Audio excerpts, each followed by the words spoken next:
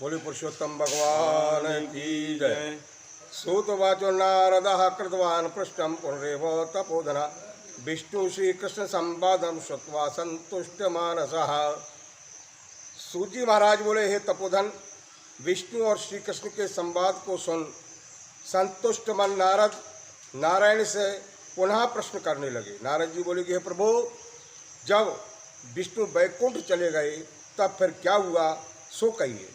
आदि पुरुष कृष्ण और हरि सुत का जो संवाद है, नारद जी का संवाद है, वह सब प्राणियों को कल्याण कारक है। इस प्रकार प्रश्न सुन फिर भगवान बद्री नारायण जगत को आनंद देने वाला बृहद आख्यान कहने लगे। श्री नारायण बोले, तदंतर विष्णु बड़े प्रसन्न होकर वैकुंठ गए और वहाँ जाकर हे नारद अधिमास को अपने पास में ही बसा लिया।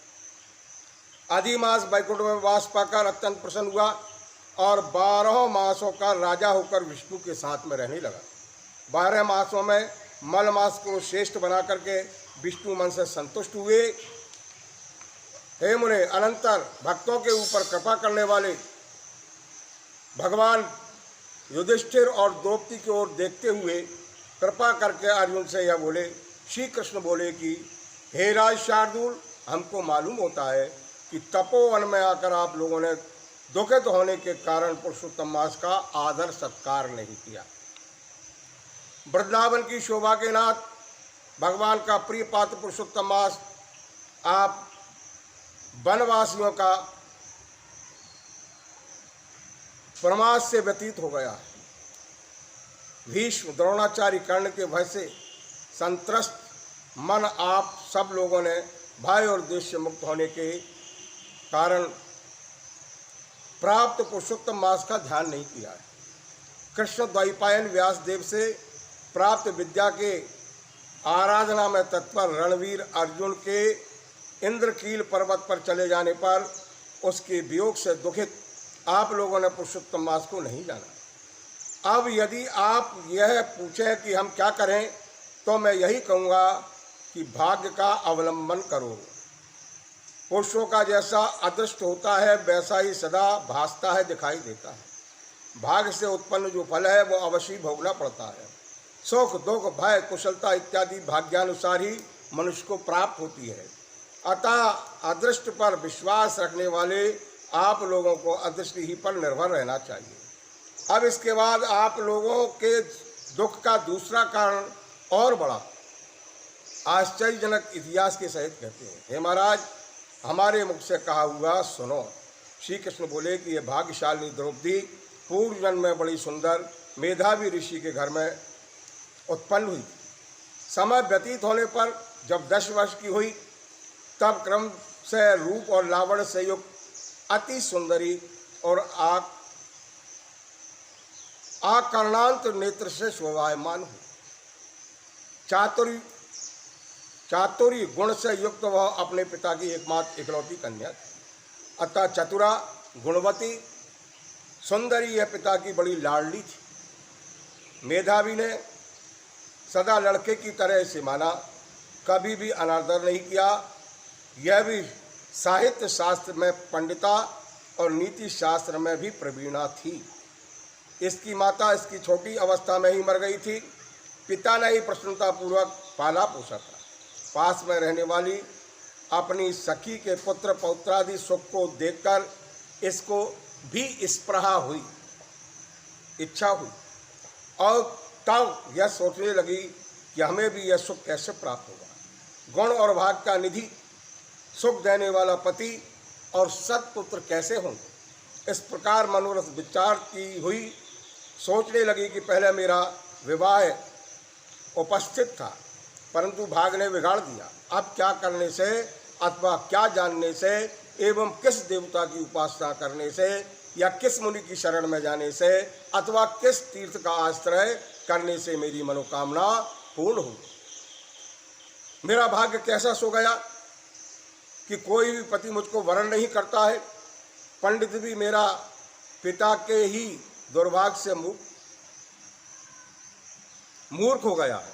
बड़ा आश्चर्य है, विवाह का समय उपस्थित होने पर भी मेरे समान वर को पिता नहीं दे सके। मैं अपनी सहेलियों के बीच में प्रमुख हूँ, परंतु कुमारी होने के कारण पति दुख से पीड़ित हूँ। जैसी मेरी सखियाँ पति सुख को भोगने वाली हैं, वैसी मैं नहीं हूँ। मेरी भागवती माता बहनें पहले मर गई। मेरी भागवती माता क्यों पहले मर गई? इस प्रकार चिंता से व्याकुल कन्या मनोरथ रूप समुद्र के मोह रूप जल में नमग्न हो डूबकर शोक मोह रूप लहरों से पीड़ित हो। इसके पिता मेधावी ऋषि भी कन्यादान के लिए कन्या के समान वर ढूंढने के हेतु देश विदेश भ्रमण करने के लिए निकले, परंतु कन्या के अनुरूप वर न मिलने से अपने मनोरथ में निराश हो गए। कन्या के और अपने भाग्य के कन्यादान स्वरूप संकल्प के पूर्ण न होने से दैव योग के कारण बड़ा भारी दारुण ज्वर उन्हें आ गया। सब अंग ऐसे फूटने लगे जैसे समस्त अंग टूट टूट कर अलग हो जाए, और ज्वर की ज्वाला से व्याकुल हुए श्वासोच्छ्वास लेते महादारुण मूर्छा से मदरा पान से उन्मत्त की तरह पैर लड़खड़ाते गिरते पड़ते किसी तरह घर में आए और आते ही पृथ्वी पर गिर पड़े। भय से विब्बल कन्या जब तक पिता को देखने आवे तब तक कन्या को स्मरण करते हुए मेधावी मुनि मरणासन हो गए। भाग्य के फलस्वरूप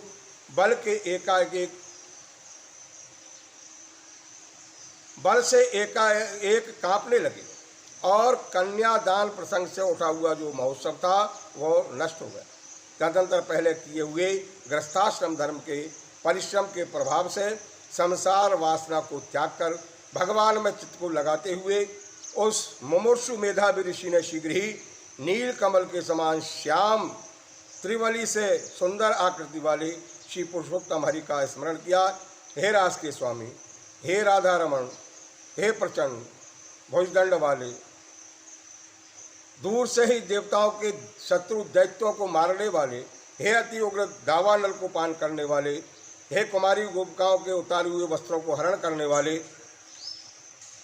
हे श्री कृष्ण, हे गोविंद, हे हरे, हे मुरारे, हे राधेश, हे दामोदर, हे दीनानाथ, मुझ संसार में निमग्न की रक्षा कीजिए। इंद्रियों के ईश्वर आपको प्रणाम है। इस प्रकार मेधावी के वचनों को दूर से ही सुनकर श्री भगवान के दूत चटपट मुकुंद लोक से आते हुए और उस मरे हुए मुनि को हाथ से पकड़ करके ईश्वर के चरण कमलों में ले आए। इस प्रकार अपने पिता के प्राणों को निकलते देख वह कन्या हाहाकार करके रोने लगी और पिता के शरीर को अपनी गोद में रखकर अति दुख से विलाप करने लगी। चील पक्षी की तरह बहुत देर तक विलाप करके अत्यंत दुख से विह्वल हुई और पिता को जीवित की तरह समझकर बोल रही है। बाला बोली, हाय हाय, हे पिता, हे कृपा सिंधु, हे अपनी कन्या को सुख देने वाले, मुझे आज किसके पास छोड़कर आप वैकुंठ सिधारे? हे तात, पितृहीन मेरी कौन रक्षा करेगा? आज मेरे भाई बंधु माता आदि कोई नहीं है। हे तात, मेरे भोजन वस्त्र की चिंता कौन करेगा? कैसे मैं रहूंगी इस शून्य वेद ध्वनि रहित निर्जन वन की तरह आपके घर में? हे मुनि श्रेष्ठ, अब मैं मर जाऊंगी, ऐसे जीने में क्या रखा है? हे कन्या, मैं प्रेम रखने वाले पिता, हे तात, हे विवाह विधि बिना किए ही आप कहाँ चले गए? हे तपोनिधि, अब यहाँ आइए और अमृत के समान मधुर भाषण कीजिए, बातचीत कीजिए। क्यों आप चुप हो गए हैं? हे तात, बहुत देर से आप सोए हुए हैं, अब जागिए। ऐसा कहकर आंसू बहाती हुई घड़ी घड़ी कन्या विलाप करने लगी और पिता के मरने से दुखित हुई आरता चील पक्षी की तरह मुक्त कंठ से रोने लगी। उस लड़की का रोदन सुन करके उस वन में रहने वाले ब्राह्मण आपस में कहने लगे कि इस तपो वन में अत्यंत करुण शब्द से कौन रो रहा है? ऐसा कहकर के सब तपस्वी चुप होकर यह मेधावी ऋषि की कन्या का शब्द है ऐसा निश्चय करके घबराए हुए हाहाकार करते मेधावी के घर में आए और वहाँ आकर के सबने कन्या की गोद में मरे हुए मेधावी ऋषि को देखा और देख करके उस वन के रहने वाले सब मुनि भी जो है रोने लगे और कन्या की गोद से शव को लेकर शिव मंदिर के पास श्मशान पर गए। वहाँ काश की चिता लगा करके विधि से अंत्येष्टि कर्म कर उसका दाह किया। दाह के अनंतर कन्या को समझा करके सब ऋषि अपने अपने आश्रम गए। इधर कन्या भी धैर्य धारण करके यथाशक्ति क्रिया के लिए द्रव्य खर्च करती हुई इस प्रकार पिता की मरण क्रिया को करके कन्या ऐसी तपोवन में निवास करने लगी और पिता के मरण रूप दुखाग्नि से जली हुई रंभा की तरह व्यथित होती हुई एक बछड़े के मर जाने जैसी गऊ जैसी चिल्लाती है और खाती नहीं दुर्बल होती है, वैसे ही ये बाला भी दुखित हो गई। बोली पुरुषोत्तम भगवान की जय।